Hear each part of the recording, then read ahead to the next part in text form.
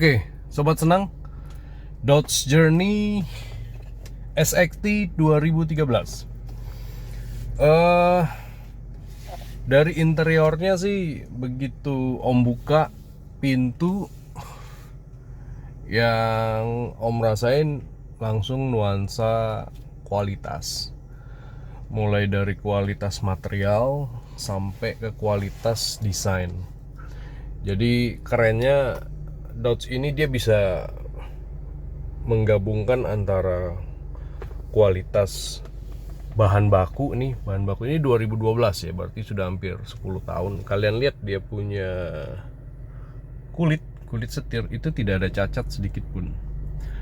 Biasanya untuk tipe-tipe pesaing atau sejenis yang pakai kulit juga tentunya, itu pasti rata-rata sudah ngelotok-lotok di sini sobat, gitu ya. Terus lingkar setirnya menurut Om agak gede, tapi memang cocok dan pas untuk mengemudikan bodinya yang juga bongsor nih sobat senang. Dia punya dashboard juga sudah soft touch semua. Walaupun memang kita tidak bisa mengharapkan nuansa teknologi yang berlebihan di tipe mobil ini, karena mobil ini memang ditujukan untuk crossover lah ya. Jadi SUV, tapi SUV-nya yang crossover dengan 7 tempat duduk, belakang 2, depan 3. Belakang 2, tengah 3. Yang satu lagi Om turunin jadi cup holder sama armrest. Baru di depan lagi 2. Kualitas kulitnya memang nggak kacang-kacang sobat. Itu kalau kalian bisa rasakan nanti kalau punya atau lagi ngeliat, itu material kulitnya itu tebal, berkualitas, kelihatan banget kuat gitu. Hampir semua material yang ditanamkan di sini menurut Om semuanya berkualitas. Dia punya kaca spion juga bebek banget nih, keker. Ya. Tetap ada unsur kotak-kotaknya mempertahankan konsep semi jeepnya. Ya. Di bagian konsol tengah nggak ada yang aneh-aneh. Kebetulan Om punya ini yang SXT biasa. Jadi dia punya 3 tipe SXT yang layarnya cuma segini, 4,7 inch kalau nggak salah. Lalu ada SXT Luxury, nah, dia sudah full. Nah, nih sebesar frame ini, sebesar itulah dia punya tab. Yang ketiga Platinum. Platinum itu bedanya ininya juga gede, dan di belakangnya ini kan tempat AC nih. Di baliknya ini ada juga layar monitor 9 inch buat penumpang belakang. Sudah sunroof lumayan, walaupun gak gede-gede amat, tapi sekitar 2 jengkal lumayan buat penerangan di depan. Yang belakang tetap nggak kesilauan, tapi tetap dapat cahaya. Oke. Dari tombol-tombol instrumennya juga nggak ada yang aneh, tapi cukup lengkap ya. Kayak di sini cruise control, yang di sini tuh untuk voice call, angkat telepon. Dia sudah Bluetooth kan soalnya. Ini untuk volume, track, dan lain-lain. Bluetooth sudah ada ditanamkan bawaannya. Terus kalau yang di tengah, dia sudah start stop engine juga. Sudah start stop engine. Terus sudah smart key juga, key fob. Jadi kalau misalnya kita bawa kuncinya di dalam tas sambil bawa barang, nggak usah pencet-pencet. Yang penting kita sudah di radius yang dia rasa cukup. Kita deketin kita punya tangan ke handle pintu, dia langsung ngebuka sobat. Untuk gigi-giginya juga nggak ada yang aneh-aneh, cuma parking, reverse, mundur, netral, drive, sama nanti kalau kita mau pakai triptonic, manualan ini ada, bisa ya. Satu lagi yang unik dari Dodge itu, dia punya tombol untuk volume di bawah setir. Nih, kelihatan nggak? Itu tuh. Kanan kiri ada, yang kanan itu buat volume, yang kiri itu buat rubah track kalau radio. Lawannya apa? Untuk tipe ini sih lawannya yang head to head jelas Fortuner, lalu CR-V, lalu Pajero, Mazda CX-5. Jadi untuk di komersil, di dunia komersil, Dodge Journey ini berat. Persaingannya amat sangat berat ya. Dari sisi market, tapi kalau dari sisi kualitas boleh diadu menurut Om. Dari sisi kenyamanan, handlingnya enak gitu ya. Barangkali yang bikin dia kurang beken ya dari sisi marketingnya, dari sisi brandnya kalah jauh di Indonesia. Mungkin paling ekor kali kalau di ranking kan gitu. Nah, kalau merek Dodge-nya sendiri itu kan di bawah naungannya brand Chrysler GM, General Motor ya. Itu sangat terkenal di Amerika sono, sangat terkenal dengan produk truk. Jadi tangguh banget, kuat banget di sana, udah terkenal Dodge itu truk gitu. Nah, untuk komersial sendiri, mobil-mobil niaga sebenarnya dia ada Dodge Challenger sama Dodge Challenger. Tapi di Indonesia itu yang paling dikenal lah ibaratnya Dodge itu ya Journey ini. Masuk ke Indonesia itu dibawa sama Garsindo. Nah, pertama kali ikut IMS dia 2016, jadi belum terlalu lama. Makanya dia masih butuh waktu untuk bisa memperkenalkan diri di pasar. Apalagi ini masuk kelas-kelas SUV yang saingannya luar biasa berat-berat ya sobat. Ada raja-raja Fortuner, CR-V dan Pajero di situ. Belum lagi CX-5 di situ gitu. Untuk dari sisi harga ini juga nggak murah-murah amat sobat. Data terakhir 2021, harga dia 2021 dengan varian yang paling tinggi yang 3600 cc ya, paling top lah ya, itu sekitar 790 jutaan loh sobat. Walaupun yang standarnya dia kan 2400 SXT itu kisaran 560-an lah. Jadi nggak bisa dibilang murah juga. Kenapa ya? Memang kualitasnya sebenarnya bagus. Dari mesin, modelnya menurut Om sih ini, kalau yang pecinta kemacoan sih pasti suka ya. Karena kita lihat mobil ini dari depan, dari belakang, dari samping, bahkan dari atas, itu semuanya menurut Om terdesain dengan apik.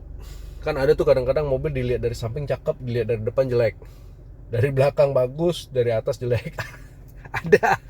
Kalau mobil ini menurut pendapat Om secara subjektif, mobil ini enak dilihat dari manapun. Dari sisi fiturnya juga nggak malu-maluin, cukup lengkap, sunroof ya. Kalau di lawan-lawannya kan nggak semua ada sunroof gitu. Kalau yang tipe ini, mau tipe yang paling rendah sampai yang paling tinggi udah dibekali sama sunroof gitu. Terus smart key-nya juga tadi nggak semua punya. Smart key itu yang waktu kalian dekat nggak perlu pencet-pencet remote lagi ya, taruh tangan atau mungkin di situ ada tombol kecil juga kalian pencet gitu untuk konfirmasi. Itu nggak semua punya. Terus fitur-fitur apa lagi lainnya ya? Tenaga juga Om suka ini, tenaganya kenceng. Dia punya kaca spion kanan kiri juga sudah ada apa itu yang untuk embun-embun itu, penghilang embun udah ada. Kalau mobil-mobil lain kan biasanya cuma kaca depan, kaca belakang. Kalau dia sampai kaca spion kanan kiri juga ada gitu. Nah, terus ya mewah sih menurut Om ini mewah, tapi mewahnya itu maco, bukan mewah yang terlalu gimana, enggak ya. Jadi dia bisa membalut kemacoan, kejantanan dengan kemewahan. Kemewahannya itu dia mainkan dari sisi material sobat, dari bahan baku. Bener Om nggak bohong nih, ini material bagus-bagus semua. sampai ke plastik, sampai ke kualitas chrome-nya aja. Nah ini ya, tuas apa nih namanya, tombol locknya aja nih chrome-nya juga bukan kaleng-kaleng sahabat. Plastiknya nih, ini plastik nih. Nah, ini kuat banget. Ya. Memang kalau kulitnya kulit bagus itu nggak usah diapa-apain, dia juga akan langsung mendongkrak nuansa kemewahan gitu. Belum lagi dia punya headrest juga ada aksen chrome begini ya, mempermanis kayak model-model BMW X5. Nggak ada yang aneh-aneh ya, bener-bener, tapi nyaman. Kalau kalian butuh bawa barang gede, itu kursi paling belakang bisa dilipat. Jadi bayangin sendiri tuh bagaimana gedenya kalian punya bagasi gitu. Panjang bodinya sendiri 4,9 meter, hampir 5 meter, 4,9 ya, sepanjang X5 lah. Om pernah punya X5 itu. X5 itu 4,8, ini 4,9, top lah. Nah, terus dia juga punya pengaturan lampu depan. Lampu depan itu tinggi rendahnya kita bisa atur sobat. Jadi jangan aneh kalau tipe ini begitu. Ini kan juga ada pengaturan lampu nih, lampu dashboard ya, lampu kabin. Begitu kalian nyalain ke yang paling gede, dia punya lampu kabin semua akan nyala. Nah, om pertama dapat ini om norak nih. Om bingung gimana matiinnya, nggak bisa mati-mati. Ternyata kalau misalnya settingan mana tadi? Settingan lampu interior ini kalian mentokin klek, dia akan nyala semua sobat. Ya, sampai tanggal 32 juga nggak bakal bisa mati. Jadi dia harus diturunin dikit tek. Nah, tuh mati sendiri. Karena cara nyalain hidupinnya cukup dengan ditekan. Nah, ini normal gitu sobat. Jadi kalau kalian nanti beli, jangan bingung dan jangan norak. Cukup om aja yang bingung dan norak. Nah, walaupun kecil, di sini juga sudah ada indikator apa tuh namanya, kompas selatan atau south utara gitu udah ada. Kalau di Nissan Teana kan adanya di sini nih, di apa nih, spion ya. Kalau di Dodge Journey dia ada di sini, lumayan gitu, kelihatan. Terus yang lain nggak ada aneh-aneh ya, udah ini ya. Oke sobat, segitu dulu om merasa untuk review singkatnya. Jadi nah ini dari sisi harga deh kita bahas yang paling seru nih ya, karena om yakin di luaran sana banyak sobat senang yang sebenarnya demen ini mobil suka naksir ini mobil, tapi pada keder-keder sendiri, ketakutan, waduh harganya gimana, spare partnya gimana. Nah ini om bahas berdasarkan pengalaman om. Satu, dari sisi harga, kalau lu orang belinya baru, ya lu orang harus mikir kocar-kacir. Kenapa? Depresiasinya paling tinggi dibandingkan kompetitor-kompetitor dia yang lain. Misalnya kita bicara beli baru yang harga standar, yang tipe-tipe standar kan kurang lebih sama tuh 560 ya, sampai 600 juta. Tapi untuk penurunan harganya pasti yang paling dalam dan paling cepat tipe ini sobat. Itu kalau lu beli baru. Nah, tapi kalau kita beli second beda cerita. Misalnya nih, kita langsung head to head. Yang om pegang ini kan 2012 tipe yang biasa, SXT, bukan yang Platinum. Platinum kan yang paling tinggi dengan 2400 cc. Kita head to head sama misalnya Fortuner 2012 itu kan rata-rata harganya second ya, bicara tipe G kan tengah-tengah tuh, bukan yang TRD paling tinggi. Itu kan kisaran harga sekarang sekitar 220 juta. Kisaran ya, more or less-nya tergantung kondisi, jangan kita perdebatkan di sini. Om cuma kasih gambaran. Nah, 220. Sedangkan yang tipe om punya ini 2012 juga dengan tipe yang tengah-tengah juga, atau bukan yang paling tinggi, itu range harga pasarannya itu cuma sekitar 160 sampai 170. Jadi bedanya 50 juta dengan teknologi dan rasa yang menurut om, mohon maaf, om lebih suka ini daripada Fortuner. Gitu, dari sisi material baik, mulai dari luar kaleng-kalengnya, bodinya, sampai ke dalam-dalamnya, sampai ke mesinnya, tarikannya, kakinya, om pegang ini. Nah, harga juga sudah spare 50 juta. Berarti kan worth it gitu, value for money, layak dipertimbangkan untuk yang secondnya gitu. Spare part ini kan kita bicara tahun 2021 akhir memasuki 2022, di mana era perdagangan ya, era bisnis itu sudah sangat terbuka, udah nggak kayak tahun 90-an sobat. Jadi buat temen-temen om yang umurnya ketahuan, kelahiran 70-an 80-an, nggak usah terlalu khawatir. Sekarang spare part apapun tersedia di online, baik itu nasional maupun internasional. Bicara nasional ada dari Tokopedia, Bukalapak, Shopee dan lain sebagainya. Bicara internasional ada eBay, ada Alibaba, semuanya ada. Contoh yang om ngalamin.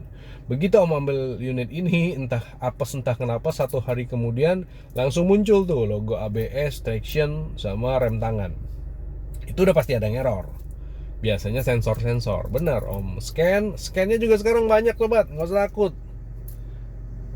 Om juga punya rekomendasi tuh bengkel atau mekanik yang pegang ini yang bagus gitu ya. Di scan ternyata sensor speed roda kiri depannya bermasalah.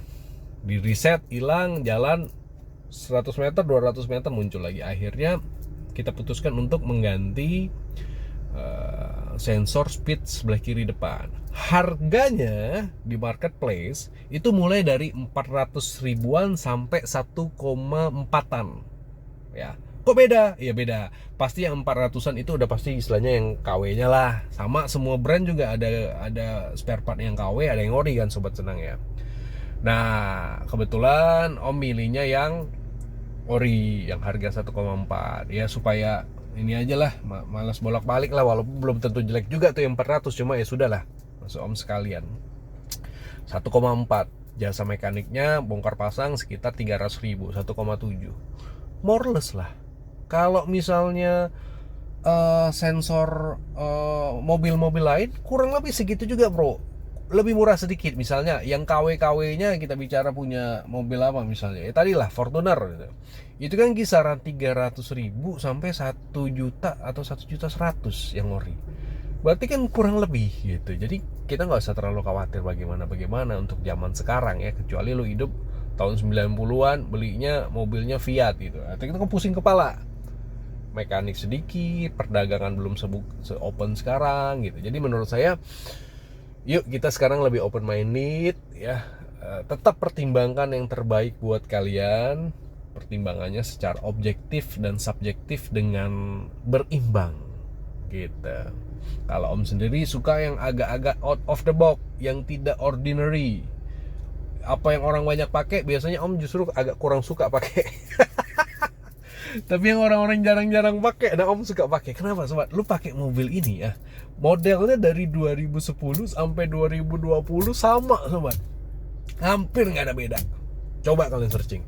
Jadi gelap pakai mobil ini, orang tahunya wih tuh mobil mahal tuh, mobil mewah tuh, mobil 600-700 juta tuh, walaupun sebenarnya 2012 cuma di bawah 200, 160, 170, tapi orang ngelihatnya lu sanding-sandingin ini sama mobil yang sekelas dia, orang masih ngerasa gengsinya lebih eksklusif ini sobat, kayak gitu ya. Ini kita ngobrol-ngobrol tukar pikiran aja ya, maksudnya sharing dari sisi sudut pandang om, nggak ada yang benar, nggak ada yang salah, jadi suka-suka kita gitu, suka-suka kalian. Ini kan kita ngobrol-ngobrol, kita driving experience yuk kita bahas. Ini om udah jalan di jalan raya,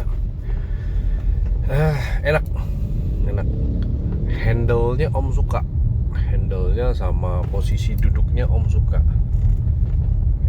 Ini kaca depan tuh kelihatan semua tuh, spionnya juga gede, terus remnya juga enak, kagak ngagetin tapi firm, tidak ngagetin tapi pasti. Nah gitu, gimana sih ngomongnya, kalian harus rasain sendiri.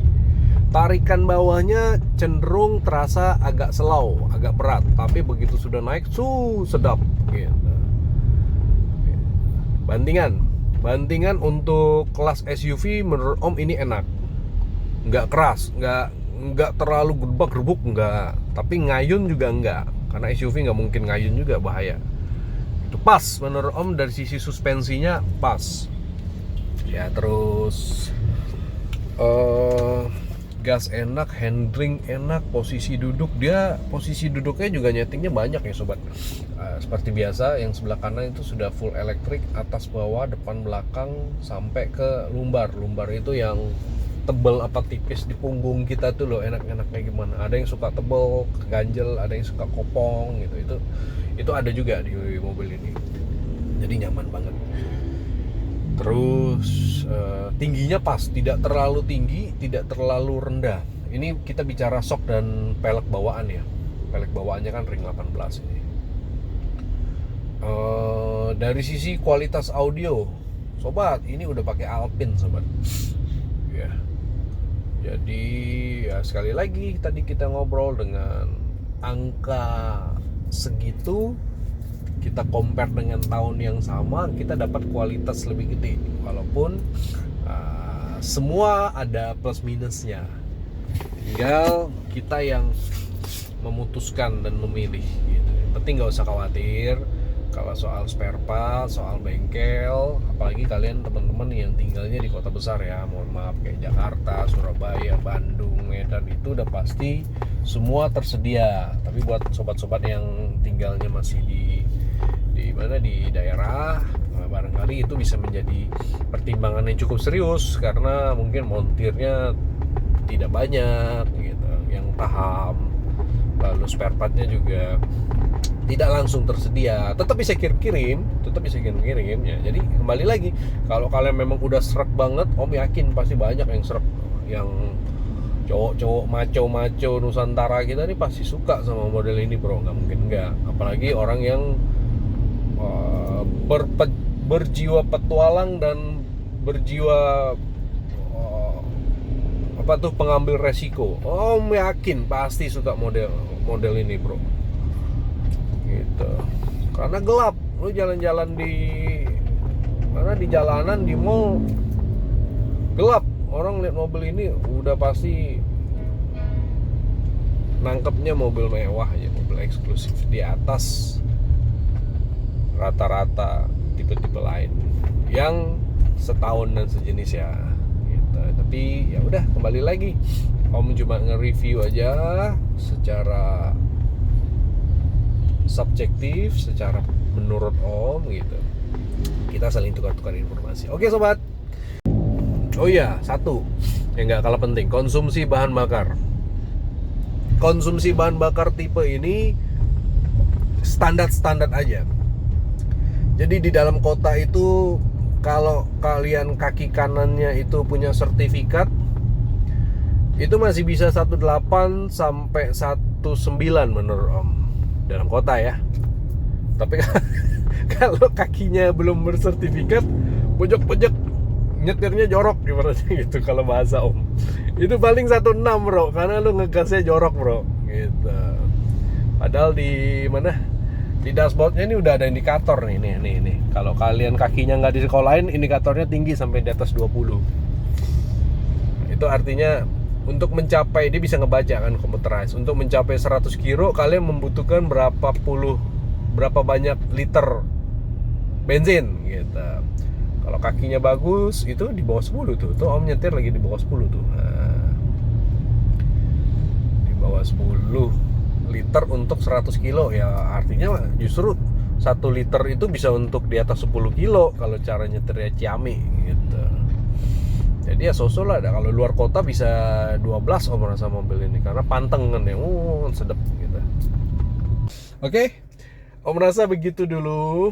Buat kalian yang punya pengalaman di mobil ini, ada punya masukan atau mau koreksi Om ngomong apa, mungkin ada yang salah tadi, silakan di kolom komen ya. Kita bangun channel ini sama-sama untuk saling memberi informasi dan berbagi informasi yang positif, bukan saling menghujat dan menjatuhkan. Oke, salam hormat buat keluarga, jaga kesehatan selalu, dan Om ciao dulu. Bye bye.